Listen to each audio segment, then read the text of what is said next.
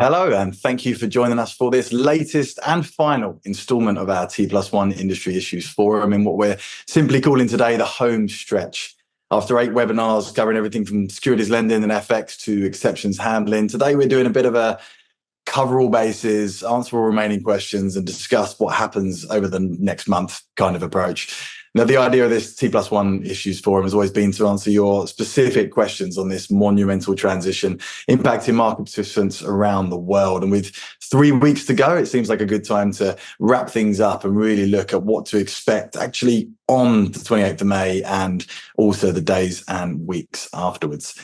I'm John Watkins, Managing Editor of Global Custodian, and I'm delighted to be joined today by our partners on this project, Access FinTech, BNP Paribas, Broadridge, and Sapphire, along with my co-host today, Barnaby Nelson of the Value Exchange. So welcome, everyone. Now, there are 2 important things to mention today. Firstly, please do send in your questions. I think we've had one already, which is great. But do send them in through the Q&A function on this platform. The live questions are certainly making these sessions more interactive, so do keep them coming in today. Feel free to make them as specific, as basic, as complex as you like. You know, this could very well be a question someone else is having or a problem, a question if someone else has or a problem someone else is having. That's really the whole purpose of this initiative. And secondly, we're going to be running 3 questions via a poll today, and that's really to get a gauge of where we're all at with 3 weeks to go. The first question relates to something which keeps coming up time and time again in affirmation. There we are, there the poll's coming up. Whether it's questions with affirmations, we're actually having questions still coming through on the forum. So we're probably going to go over that again today. We're also seeing updates from the DTCC. Some slightly concerning statistics is that not quite reaching that target rate they set a few months back. So we're just asking simply, when did you learn what an affirmation is? And if your answer is, what on earth is affirmation? Then don't worry, we've got you covered with the first question today. Second thing we're asking is, which potential T+1 issue are you most worried about ahead of the transition? And finally, where are you focusing on in the next few weeks? And all of these polling questions are relevant to our discussion today, and we'll be bringing them up. We'll bring up the results, certainly, with our panelists shortly as we get to those relevant questions. So do answer these as soon as you can, and we'll pop the results up imminently. So, Barney, over to you now.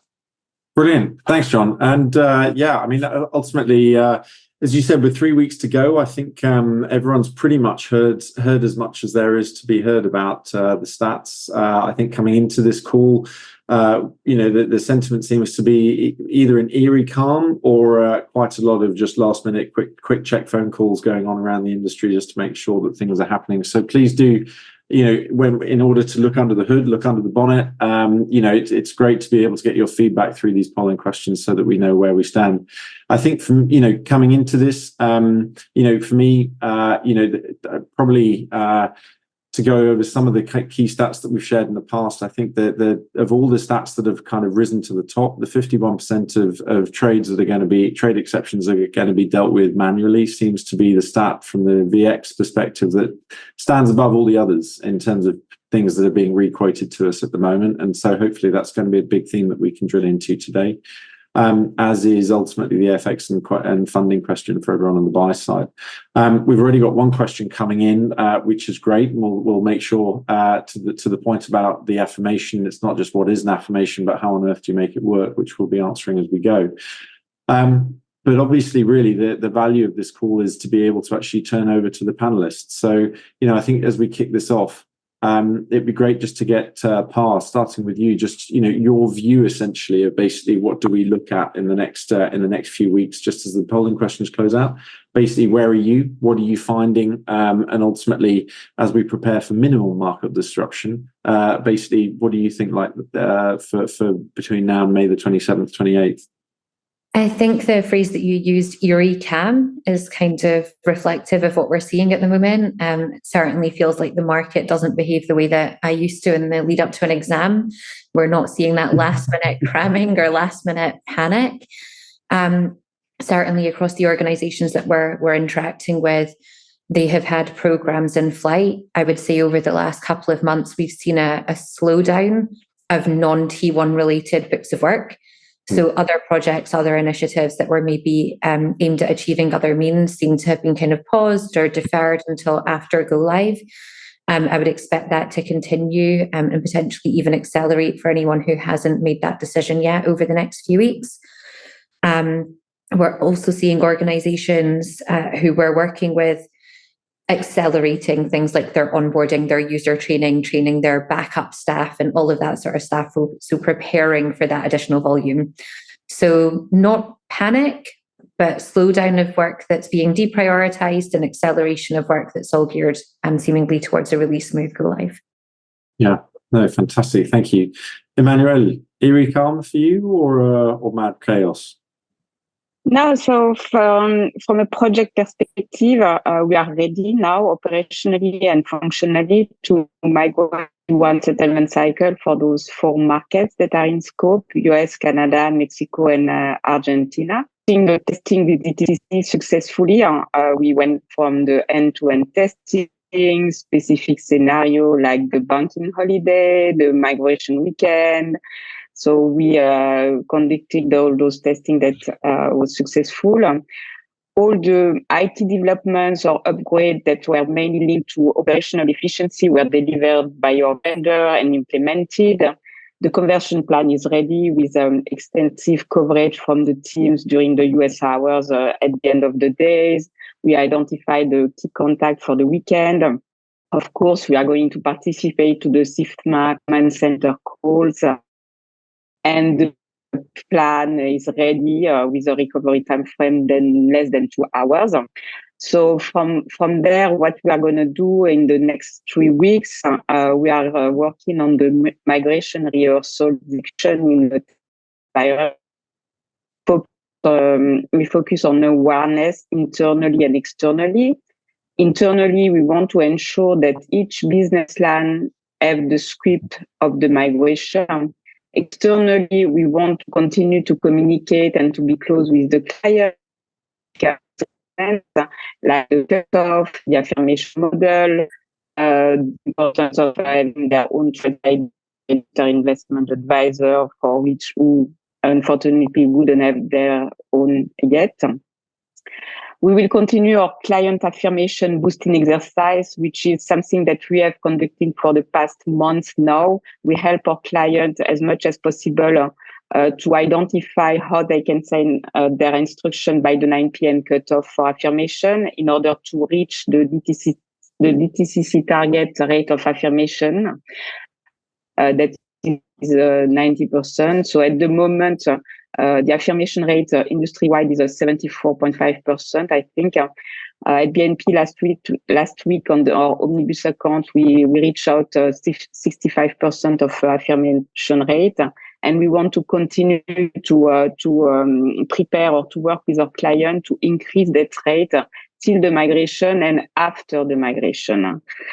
And so we also recommend our clients that have their own Trade Suite ID to make sure that they have updated alert, the SSI platform of DTCC, because accurate SSI is key in the affirmation and matching process, and it's key to ensure the settlement finality of your transaction. So basically, this is where we are, and this is what we are focused on for the next 3 weeks. Yeah, a perfect way of basically lots and lots of work going on under the hood in the North American term. Yeah, no, thank you for that.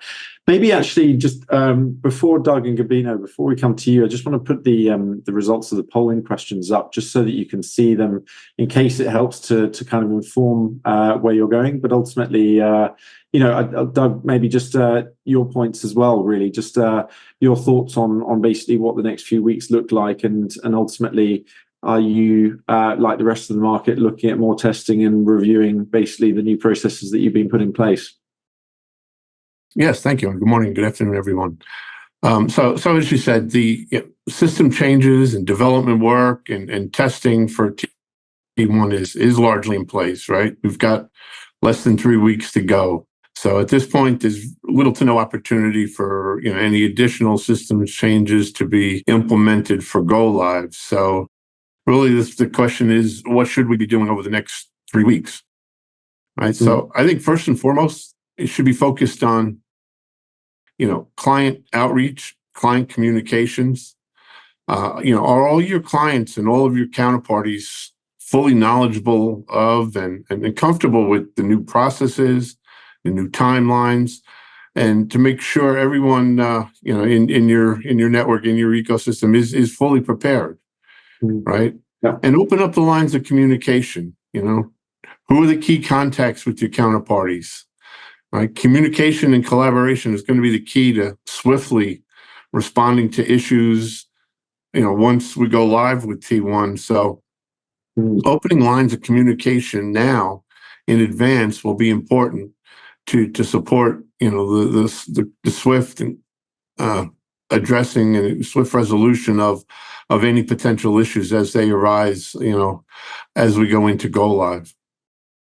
And number two, I would say, you need to ensure internally that you have a sufficient knowledge transfer to your day-to-day staff, right? Your PMO teams and your testing teams have been living with T+1 since August, right? But have your line operations staff been engaged fully enough to understand the nuances of all the process changes that will be affected when we do go live in a couple of weeks, right?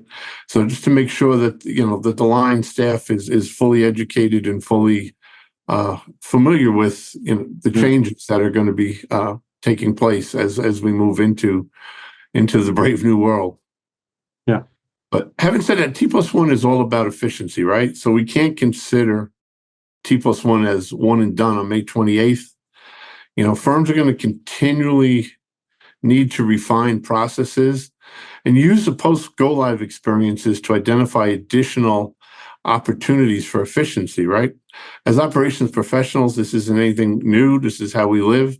Efficiency and continual process improvements, are our lifeblood, but we will need to continue to identify opportunities within our processes as we begin to experience the new paradigm. You need to focus on the trade life cycle.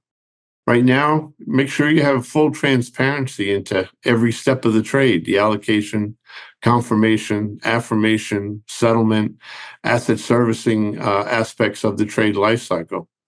Using your 204 data, your settlement data, your processing KPIs to identify problem areas. And think about whether you should be expanding your KPIs or your KRIs, right? So remember the old adage from Peter Drucker: if you can't measure it, you can't manage it, right?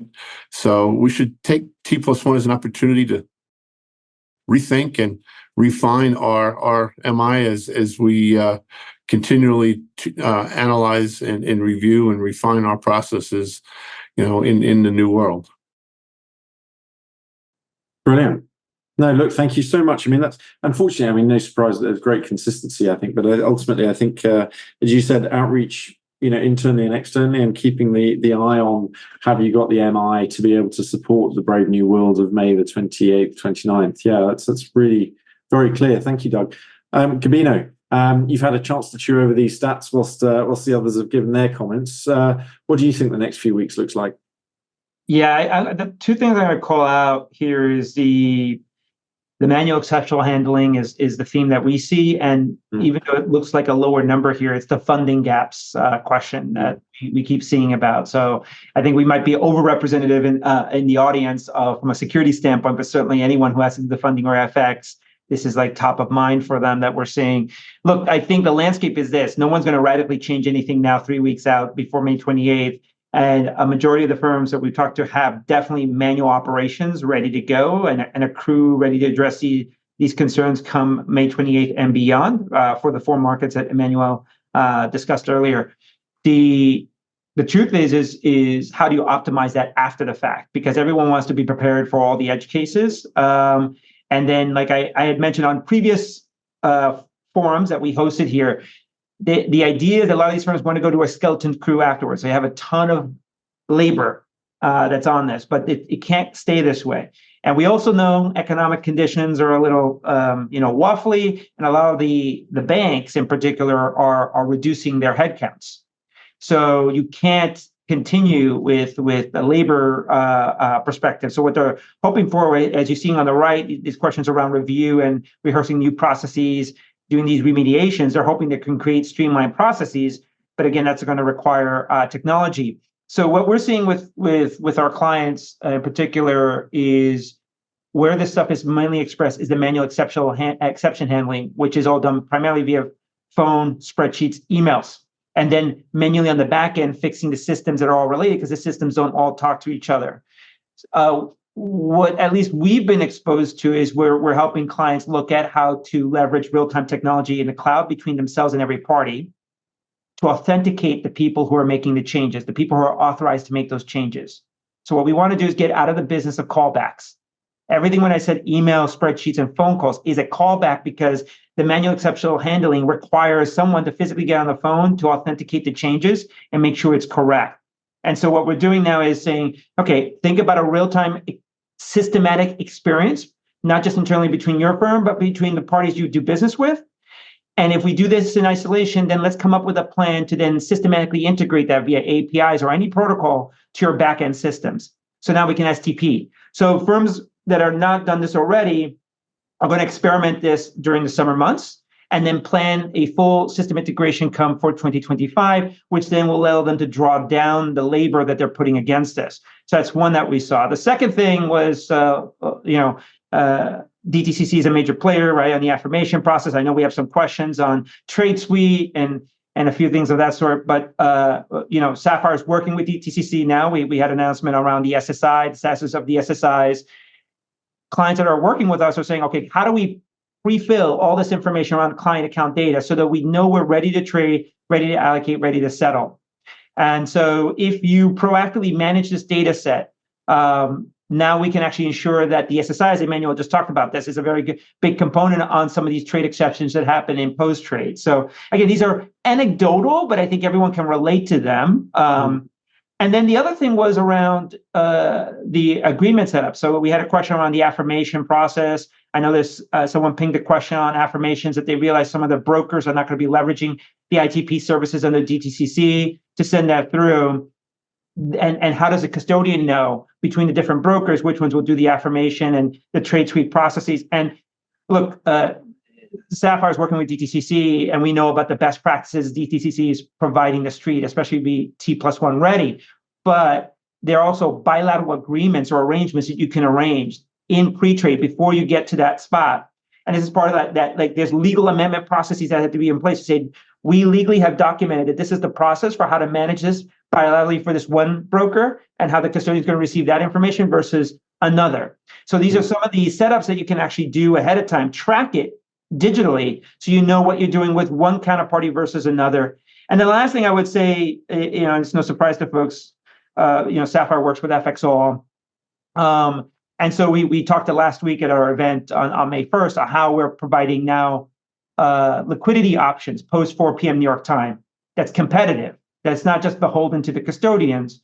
And if you do that in real time, this can help with the funding issues, right? And I know we have questions around UCITS, so this is all really about funding, right? We have questions about other trading instrument types and how you're going to meet those obligations to fund those trades given the shortened cycles, especially post 4 p.m. New York time. Superb. No, well, look, I mean, honestly, thank you so much, because I think, we started with an airy calm, and then you realize actually it's the perfect explanation of what's really going on. Is vast amounts of activity, but just basically mainly, as we've said, briefing colleagues, briefing clients, basically checking processes and just making sure, Gabino, as you said, that all of those kind of various flows are actually in place, and to Doug's point, that we're really getting ready for what lies ahead. So that's a great scene set. So thank you. So John, over to you for us to start walking through the questions one by one. Thanks. And Gabino, I realize you answered one of the questions we had come in there.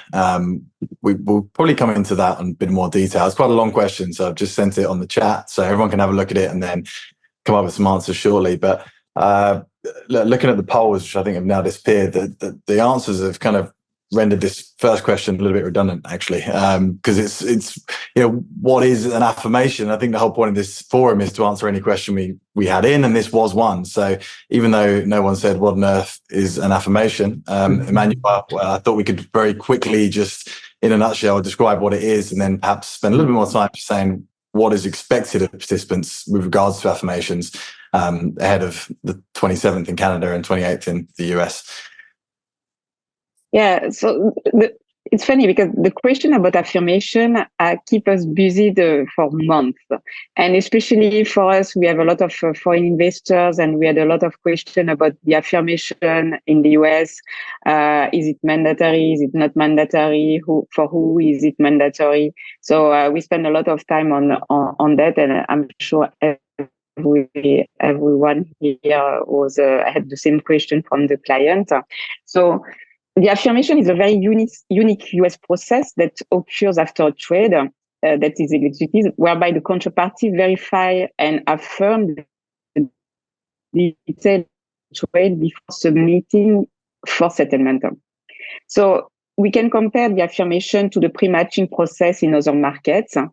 And with the move to T1, the affirmation process that is a process that already exists, the cutoff for that process will be moved to 9 p.m. Eastern time on trade date. And this is where it is challenging, because it means that all post-execution trades must be performed, or post-execution tasks, I would say, must be performed on trade date. So we are on a T0 process world.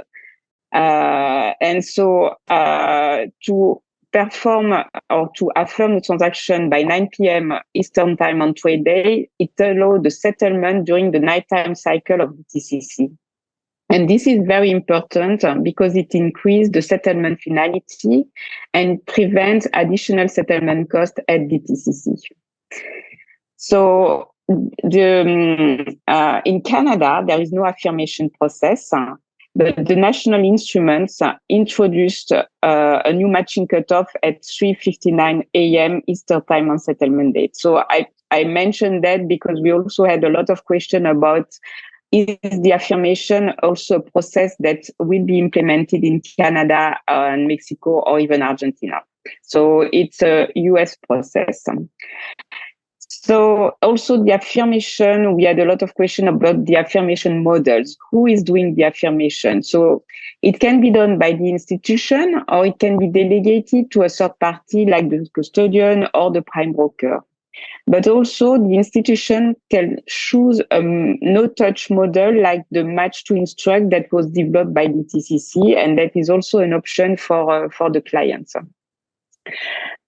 So affirmation models, especially for registered investment advisor, which have to comply with the new rule 2042, which oblige them to keep record of allocation, confirmation, and affirmation with a date and a time. So in that context, it is highly recommended for registered investor advisor to open their own trade ID at DTCC if they want to have access to the trade archive tools of DTCC. So in a nutshell, this is what is affirmation. It is not new, but it becomes mandatory for US broker dealers. It's on trade date, so it's very challenging in terms of time frame. And there are different models of affirmation in the market. And from a global custodian perspective, we want to be flexible, and we want to propose to our client access to all the type of model that exist in the market, either self-affirmation or affirmation by the custodian.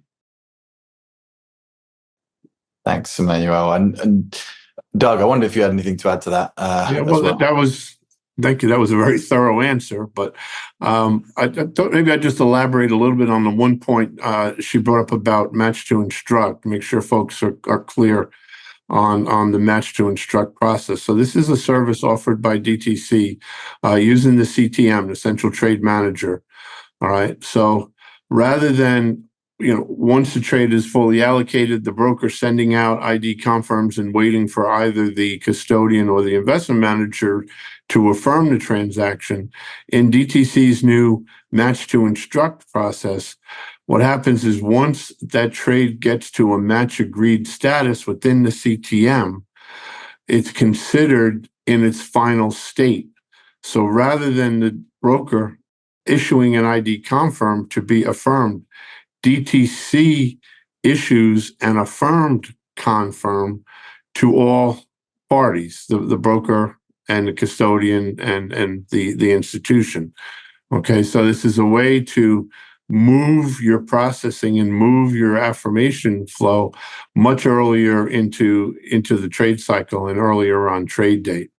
All right, so this is an important feature that DTC is offering now that's gaining a lot of traction. We're implementing M2I for many firms right now. We've got a lot of customers that are going live with it, and we've got a whole pipeline ahead. So this is something to at least explore.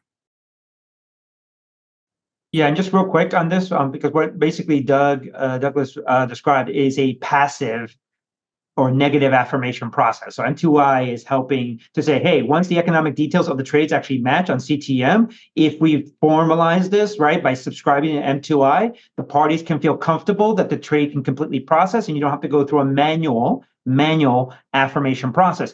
This is, I guess, great from an equities and fixed income standpoint, but it's not exclusive to that, by the way. So firms can bilaterally create their own matching process for other asset classes, right? As we try to globalize a T+1 operating model. And normally the way you can do this is, if everyone are familiar with master confirmation agreements, you can, through those types of negotiations, establish a standard between yourselves and your counterparties as to say, hey, we're going to create a passive or negative affirmation process there as well. So this is a scalable model. And, even though, again, we think DTCC is creating a model that's best practice for the industry, you can do this on a bilateral basis with each of your brokers to go out to your custodians and then do that negative affirmation or passive affirmation. One last comment. Affirmation creates a fallacy on the street. I just want to remind everyone that the trade is completely perfect. And we know there's inventory management issues. I know PAR is very familiar with this because Access FinTech does a ton of work on this. But when I cited the whole manual exception management process, it is that real-time interaction of actually authenticating who can make the changes. If you have an inventory management problem, how do you digitize that whole experience so that you can, in STP, because Emmanuel just said, we're working T0 now, right? And in the last final hours. Sorry, go ahead, John. Sorry, I was going to jump in on the back of Gabino's point there, if that's okay, guys. I apologize. So look, I agree. I think we're still going to see inventory issues. We're going to see depot realignment issues as well. And it's important that organizations recognize that. I think it's clear from the conversations that we're having that Match to Instruct has already had a really positive impact in terms of driving affirmation rates up. And if the DTCC team are feeling bad that they've not quite hit that 90% threshold they were hoping for at this stage, I'd say the market is still significantly higher than it was even 2 or 3 months ago. So we have come along leaps and bounds. But important to Gabino's point that we don't forget that we're going to still see issues arise and that actions are being taken, particularly in that depot realignment and then inventory space. Yeah, no, brilliant. And thank you for that. I mean, I think just to that point, I mean, ultimately there's never a shortage of things to say on affirmations, as you can tell ultimately, but there are so many, as Emmanuel, as you said, we've had so much discussion around this that it is, and it continues. So it's great to be able to just kind of restate a lot of those points. To follow on from Gabino and Pa, your point about, when basically what exceptions and ultimately what happens, when things start going wrong. Doug, if I may come to you and just kind of, you basically post affirmation, essentially when, there's this view from a lot of markets in Asia and in Europe that there is a point of finality beyond which the trade is just not going to settle. Because obviously a lot of markets around the world have a single settlement cutoff, and after that you move to the next day. Can we just talk briefly about basically the cutoff times, and basically what happens, once we start moving past the kind of standard guideline times for the US and Canada, and basically in how the kind of the how cutoffs run, and then basically when do trades get rolled over?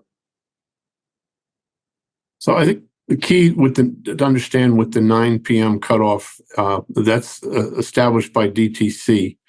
all right, trades that are not affirmed at 9 p.m. will not go into the night cycle settlement, all right, and will not be netted and so forth, okay? So they can still be settled. Late affirmations can still be settled and will settle on settlement date, assuming both sides agree and match the trade. Delivery comes in and the custodian knows the item, all right. And today, the great majority of unaffirmed trades still settle on time, all right. The key difference really to understand is the cost. The cost to the broker dealer is significantly higher to settle a trade outside of the night cycle. All right, and it becomes very costly for them to do that as as the percentage of their trades that are outside the night cycle may potentially grow. So it's an efficiency play, and it's definitely a cost consideration for the sell side, and a significant cost consideration for the sell side. That's I think the key to keep in mind. But yes, it's trades will go into the night cycle if they're firm before 9. They will settle again overnight before T+1 essentially, right? But doesn't preclude trades that are affirmed after 9 p.m. from settling. Yeah. No, perfect. Thank you for that. As you said, it's possible, but it's expensive. Yeah. And I think it's not binary as we do see in other markets. I mean, Gabino, from your perspective, I mean, obviously, anything really to add on to that? Well, 9 p.m. after 4 p.m. New York time is like 5 hours or less to get all the stuff in order, right? And again, if it was just the security aspect of things, that would be easy. But remember, I just talked about funding. So there's a whole FX component that everyone thought I had T+2. But if I have an equity trade that's dependent on funding with a different currency, now my FX is T+1. So that whole factor, I actually met with some of the front office people handling this. They're still using spreadsheets to track their trades that they did in different currencies, and then trying to fund them throughout the day. They used to do it at the end of the day, that whole process. And then, affirming that the FX trade works so that the security-based trade is going to be fine is how it compounds the whole situation. So again, I think our emphasis of what we've been talking to with our clients is how to get in real time, how to get into T0, and pick up the phone isn't going to be enough, because then someone has to manually update the respective systems on both sides. So again, it comes out to technology where you and your clients or you and your counterparty can meet, because you're only as fast as your slowest counterparty or client. Yeah, absolutely. I think it's important to keep in mind that late affirmation doesn't prevent settlement. You can still settle, and affirmation on time doesn't guarantee settlement either. You still need to have the securities and the cash. No, if I could add to that, Emmanuel, just to play, when I've spoken to custodians, they have concerns about knowing whether it's ready to settle. And I agree, you can do a settlement without the affirmation. The affirmation gives comfort that the parties agree onto the economic details of the trade, but it gets compounded if there's inventory management issues too, because then that can switch the SSI you use. And then the SSI component comes in. Is the SSI good or not? And this is where we're working with DTCC to give a flag of whether you could use the SSI. There's also the other issue where IZITSI, said the best practice is if there's a preferred place of settlement, you have a buy side firm says, hey, I want to go out of DTCC for that fixed income instrument, but it can be done at the Federal Reserve. 50% of the time, the buy side doesn't even have an SSI in that place of settlement. And so you are forcing a settlement process for something that's ultimately going to fail. Could you know this in real time? The answer is yes, you can. Okay, we can set it up. But I think right now people are relying on the manual process for now. And this is where that's not going to be scalable going forward. Yeah. Brilliant. Thank you. Okay, thanks all. We had a question come in about some of the rules under 15C 6.1, which someone said, Emmanuel, if I can come to you for this, actually, someone said which they believe allows both counterparties to agree different non-T+1 settlement cycles. Could you possibly talk us through that rule and what it means in practice, Emmanuel? Yeah, in fact, if both counterparty agreed on a different settlement cycle that can be T2 or even later, it's still possible. Nevertheless, at DTCC, it doesn't prevent you to affirm the transaction, and the settlement will occur through the delivery order process at DTCC, which include additional costs, as mentioned by Doug earlier, that can be significantly higher depending on when the instruction is sent to DTCC for settlement.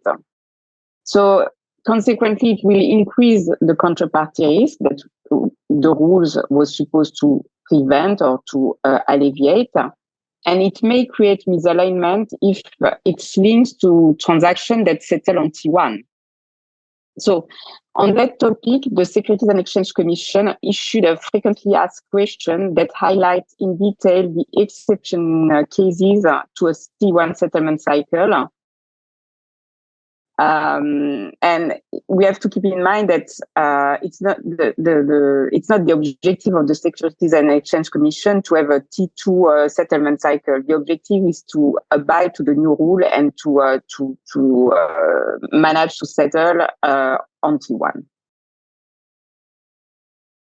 Brilliant, thanks. Doug, I know you mentioned this earlier. Anything else to add to that? No, just to underscore the 2 points that she made. You can always agree on other than a T+1 settlement, but that does not change or alleviate the requirement for the affirmation to be done on trade date. All right, and also underscore, I direct folks to the FAQs that the SEC published. All right, they're calling the ability to extend the settlement date an override provision. Right. And they state, and they've stated before, that it's only intended to be used in unusual and limited circumstances. So firms should not consider it as, just as a way out as a normal practice. I think Doug's last point is pretty much exactly what I was going to articulate. Hope is not a strategy. So if we're going into the last 3 weeks before T1 thinking that you can bilaterally agree with all of your trading counterparties to keep the cycle at T2, it's highly unlikely that the counterparties are going to agree to do that with you. So yeah, I'd be concerned if that was your approach at this stage. It's not scalable, honestly. And think about trying to track all this between all your counterparties separately. You get one to agree, another one won't agree, right? And then never mind, you have a bifurcated model that you're going to. This is, I think, this group in general, I think, I will speak for everyone, but you can correct me if I'm wrong. Why would you want to go to a bifurcated model where you're still operating your operations teams in a T+2 or more model? You might as well work your operations teams in a T0 model and understand your obligations for things settling T+1, T+2, and so on. So, yeah, I mean, I think the key thing that as long as your client isn't basically twisting your arm to make sure you move in that direction, I think, as you say, for me, there is back to stakeholder education. It's basically running the message back up the chain that, look, from a buy side perspective, it might be easier from a funding perspective to run on T2, but there's no way that the commensurate operational risk and other costs are basically going to offset, are going to be less than that. So, yeah, no, thank you for that. Speaking for everyone, Gabina, you're settling into a role of the FX person on the call. So I want to really stretch your knowledge and ask you about Mexican peso liquidity as well as CAD liquidity briefly, if I may, and just talk through. We talk a lot about about the US settlement question and things like that, but from an FX perspective, what does the settlement look like from the Canadian and Mexican perspective as well? Well, they're moved. Argentina's there, Canada, U.S., Mexico promised. I may have missed it, but I don't think I got an exact date. They promised they're going to be T+1. So, but I think some of the questions I saw was like, when's the best time to find liquidity? And traditionally, honestly, that's like where the U.S. and European hours overlap, right? So I would say primarily around between 8 and 12 p.m. Eastern time, New York time, right?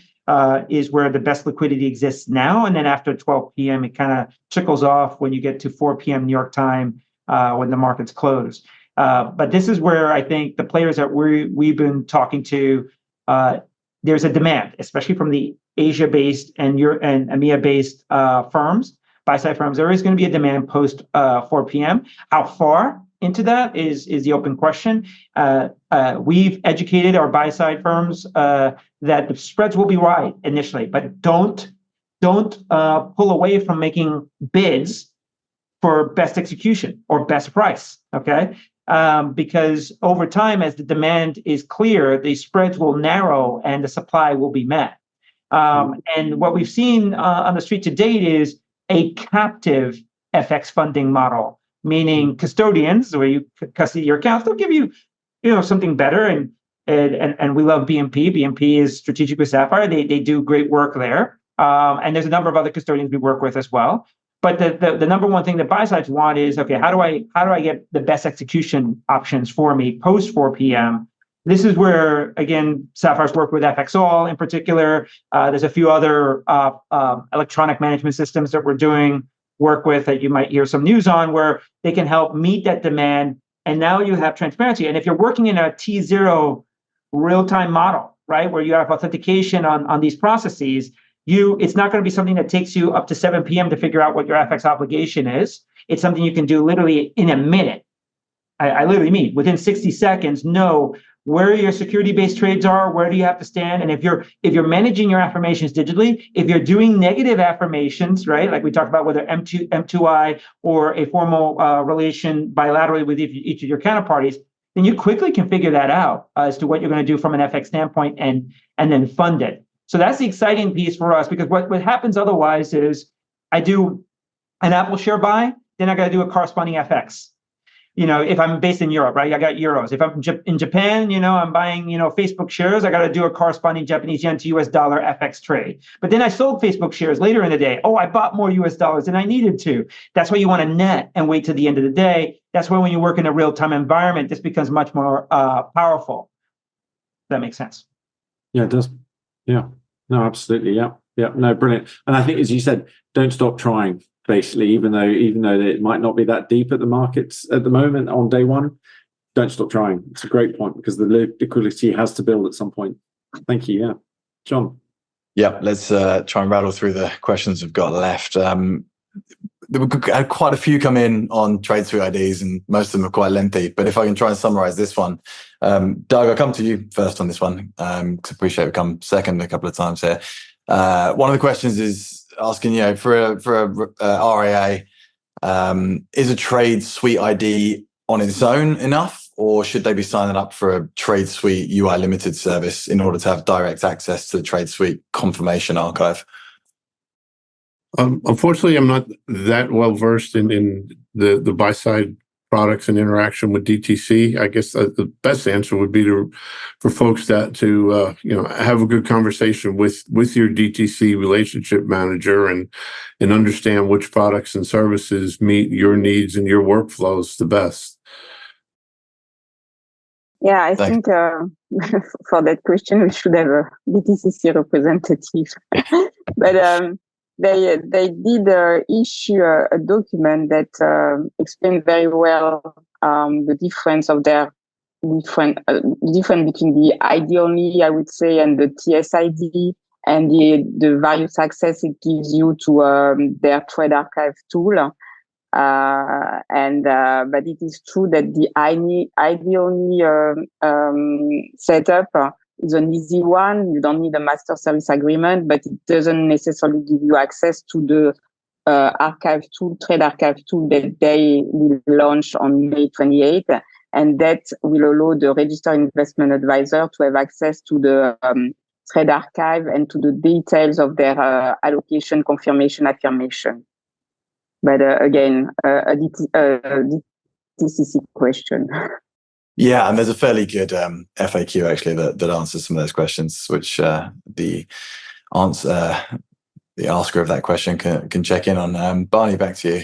Yeah, no, look, just as a quick recap as well. I mean,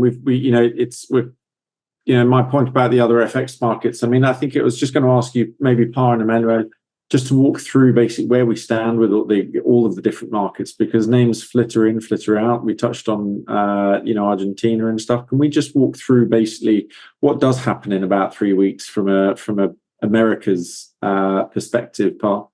Yeah, so my understanding, happy to be corrected, is that Mexico and Canada are anticipated to move on the 27th, the US and Argentina on the 28th, and that then we're expecting to see Chile, Peru, and Colombia in the second quarter of next year.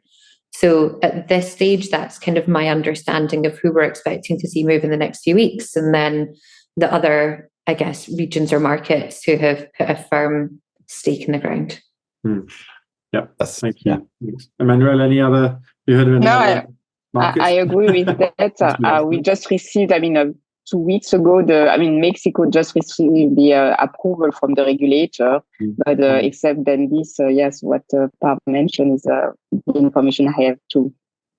Yeah, that's good. Yeah, you know, search through 3 or 4 different sites to find a summary that comprehensive path. So thanks.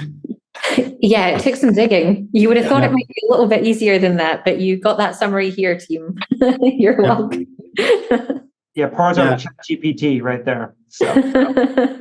That's exactly right. Because I think for me, the reason to keep everyone's eyes open is because I think ultimately, if you look at why Argentina, why Mexico was because obviously a huge amount of cross-border flow with the US, and ultimately, as you say, Par, that equally applies to some of the South American markets, but also Central America and the Caribbean are no doubt going to be finding themselves in a very similar situation soon. So there's talk of Bahamas has come up at different times, Jamaica, other markets. So I think just because we're moving and we're crossing the line with these big 4 markets, there's no doubt more to come. And interesting that they're now going to turn this around so quickly, right? So Mexico, to Emmanuel's point, have only recently got their approvals, and now you're looking at a whole market who's going to have to gain this momentum and deliver this change in a hugely accelerated timeframe. Absolutely. Should we just go to that audience question that's just come in very quickly? It could be possibly one for you. Someone's just asked, is there a trend to see Yankee bond settlement moving from Euro markets T2 to DTCC or DCC T1 or vice versa? So I think the simple way to think about it is the same way we answer this for like ADRs, GDRs, right? And whether it's Yankee bonds or not. So right now I don't see a move in it, but if it's done in the European market, it's going to be T+2, right? If we're looking at where it finally gets moved to US market, then it's clearly going to be T+1. And then the only question there is really, I know parts of the European market are disparate, right? Because the UK can move ahead of the EU, and even within the EU, you have other markets that need to manage that. So that's really what happens. And I've said this in previous T+1 forums. I think the most important thing for firms to do is to track the obligation. Okay, what are we obligated to settle by when? And then the funding question can be then amalgamated, right, netted across the firm. So if you've come up with a real-time way of tracking your obligations from a settlement standpoint, then the funding question comes into play, because that's really what's behind this. And I know we're going to get to it soon on the UCITS question, because it's the same thing around the UCITS. But as of right now, it depends on the markets being executed on. And right now I see them staying at T+2. Thanks, Gabino. Look, 10 minutes left. We've got a few more questions to go to. Like we said, we really want to talk about what happens on day one, what happens in the weeks and months after. Par, if I can come to you and just ask for a short answer on what do you expect that first phase looks like? How does it play out? I guess we should probably talk about early June and what that looks like, as opposed to actually on the day or the day after. But what do you see arising in those weeks of June? That's fair. I was actually, when thinking about the preparation for this, remembering when we went into a T2 cycle and what that meant in terms of my wake-up call that day. So for everyone who's going to be handling this on the 27th and 28th, I wish you luck and hope it's smooth. But in the days and weeks that follow that, look, I think it would be silly not to expect a spike in fails, an immediate spike in fails. If we're talking about 51% of exceptions being managed manually in an increased fails environment, I think we are going to see under pressure operational teams, even with all of the impact that we've seen from match to instruct and a much smoother, more comprehensive affirmation process. Those kind of deficiencies that we've talked about already in terms of depot realignments and things all require manual effort to resolve. The challenge with manual effort and discrepancies when they're spiking and operational teams are starting to panic is that the knock-on effect of that is even more manual effort. So increased email volumes, more phone calls, client updates, additional reports. So when we're down deep in the operational detail of the trade processing teams, that's what I would expect us to start seeing in June. Anybody in that situation, you can call me anytime. We'll work this out with you. But let's try and, I guess, not allow that to be an ongoing spiral. But that's certainly what I would expect those first few weeks to look like. And then obviously that spillover into the FX impact that we can all see coming, the funding impact that we can all see coming. And my hope is that then when we're looking not weeks but months into this, the FX impact that I'm sure that organizations are going to struggle with, we're going to then start seeing solutions kicking in for maybe even regulatory appetite to start course correcting what hasn't been course corrected already. But immediate ops pressure. Yeah, brilliant. No, thank you. Yeah, and so following on from that, I suppose, I mean, if we just kind of walk through the trade cycle, I mean, to your point, you've got this, as you said, the manual, you're going to have problems that'll lead to more problems ultimately if we're dealing with them all by hand. If we could just walk through just as a quick recap in the last few minutes, so just stage by stage, basically, what the big areas of challenge and issue are, and what we should be looking out for. I mean, I think, Doug, do you mind just walking us through in the FX space? Sorry, Emmanuel, do you mind just walking us through basically what are we in early June to John's point? What should we be looking for around FX in terms of hotspots and risks? Well, from an FX perspective, for the one that still decided to handle FX by themselves, they need to check their process with the back office and make sure that it's running well, and to provide the front officer with the correct FX position that must be traded within trading cutoff. Once the trade has been executed, making sure that the SSI are correct in order to settle on time. The fails may occur, but that may lead to claim on both FX and securities, so we have to keep this in mind. You want to have a backup solution, plan B. You can discuss with your custodian and make sure that everything is in place in case you need. It's probably the easiest solution.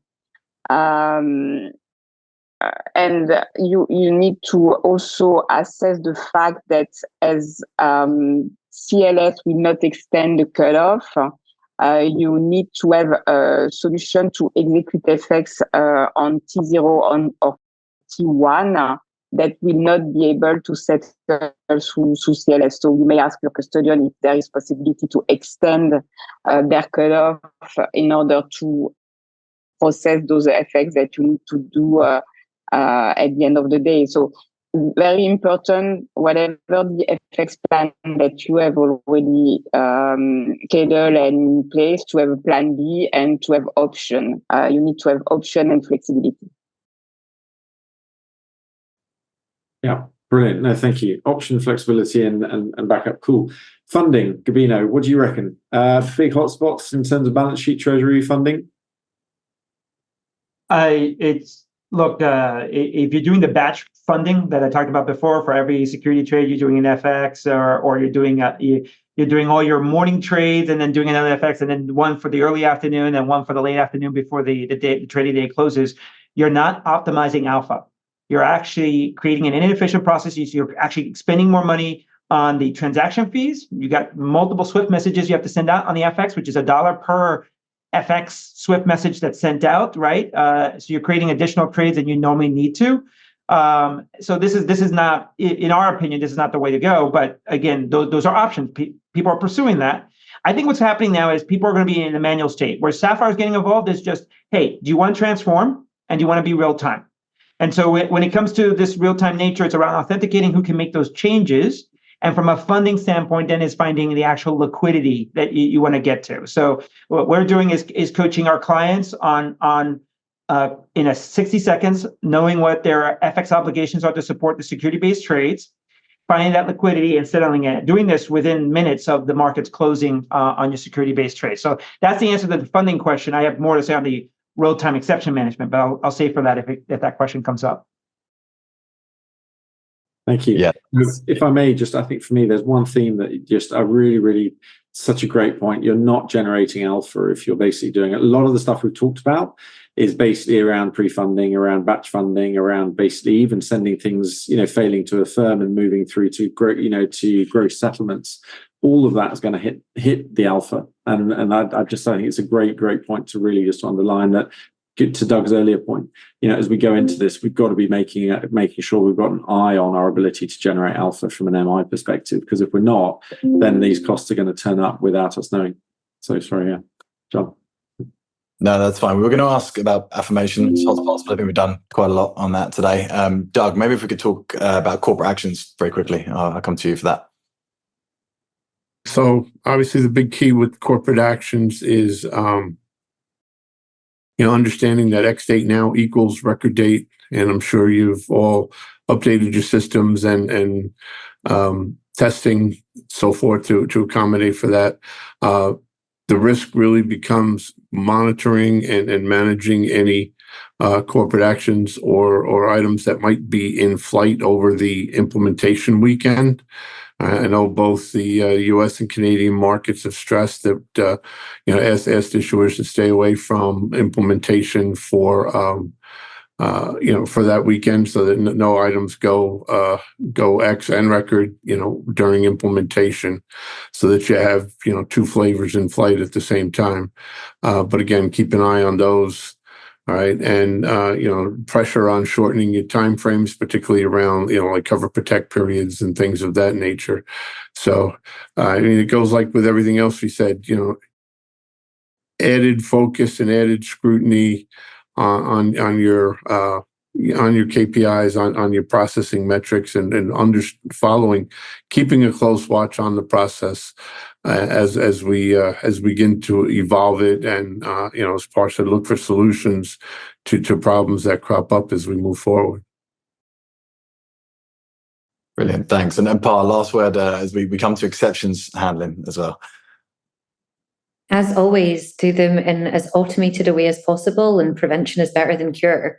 So anything you can do now, even over the next couple of weeks, to check your SSIs, to check that your preferred P sets are in place, make sure that you've got a clean depot process, anything that you can do to make these little tweaks, even though they're going to be incremental, will stand you in good stead. And then after the fact, as I said, you can call me anytime, but let's try and not default into torrents of email traffic between all of your organizations. That's not the way to manage this. Brilliant, thanks. Well, that brings us to near the end of the webinar. And Barney, before I hand over to you to close out, I just want to say thank you to all the panelists today and everyone that's been on this series. This is our 9th installment of the Issues Forum. It's been a resounding success in our eyes. We've had some great feedback. Also had some emails after some webinars saying, stop forgetting Canada when you're talking about it. But I think it's been brought up a lot today. So yeah, just a huge thank you to everyone on this call. But Barney, over to you for some closing comments. Yeah, no, look, and equally, thank you so much to all the people actually from your organizations that have joined through these different conversations, including CLS. I think I think we've answered over 100 different questions, almost all entirely sourced from the audience. So obviously the intent of this when we started, John, as you said 9 calls ago, was to make sure that questions were being answered that actually mattered to people. We've run through a lot of them, and hopefully people have got the right answers. If not, you know where to find us. The last thing I'll just say looking ahead is that this isn't the end of it. Basically, as we move ahead to June, we will be moving into a new cycle where basically working with the GC team and the VX will be running a series of roundtable initiatives across each of the major regions, so North America, Europe, and APAC. So watch out for those in terms of making sure that we can share and collate quick, rapid, real-time feedback on exactly what's going on around the world, how time zones are impacting, how many of the issues that we've discussed are actually really materializing. So please do join us for those. But in the meantime, I think as Paul said, we wish you very, very best of luck on May 27th, 28th. If it's not in your diary with a big fat reminder, then, and then a wake up call, to your point, Paul, make sure you set your alarm clock. And good luck. Thank you for joining us. Thank you, everyone. Thanks, guys. Thank you. Nice.